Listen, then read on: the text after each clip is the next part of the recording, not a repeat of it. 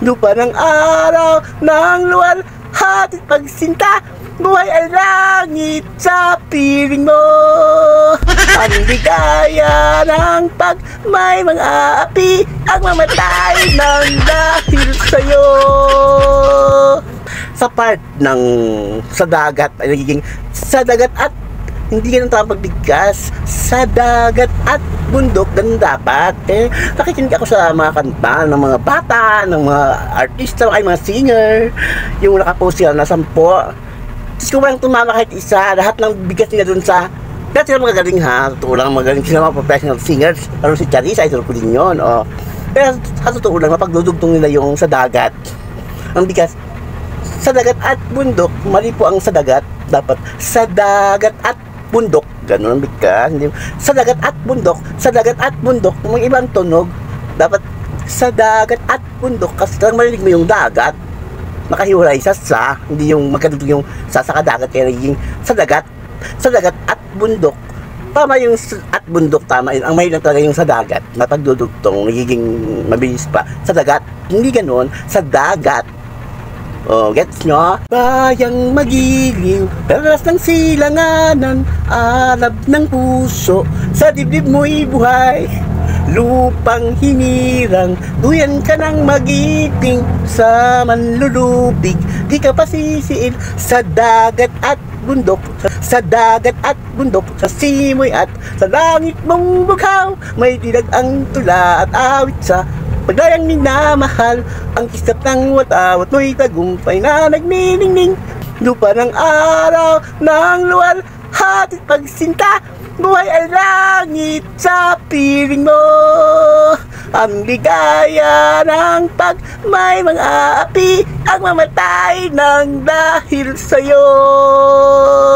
Oh, yun po ang ibig kong sabihin na sa part ng sa dagat ay nagiging sa dagat at hindi ganun tamang pagbigkas. Sa dagat at bundok, ganun dapat.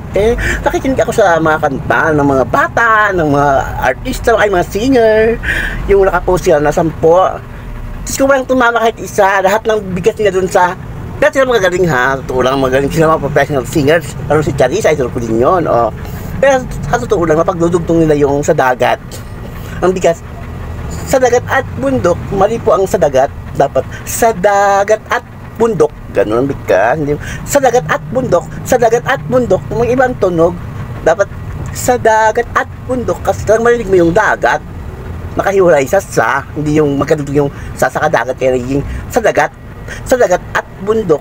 Tama yung at bundok, tama yun. Ang mahirap talaga yung sa dagat, mapagdudugtong, nagiging mabilis pa. Sa dagat, hindi ganun, sa dagat.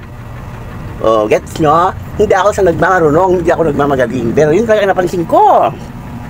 Kahit nung elementary pa ako, ganun yung mga kaklase ko. Sabi ko, ano ba dyan? Nasabit pa na port-port yun, port-port, gano'n. Kaya ako lang pinapakita ng teacher ko noon. Sa school kasi nga daw, tama daw yung aking pagbigkas.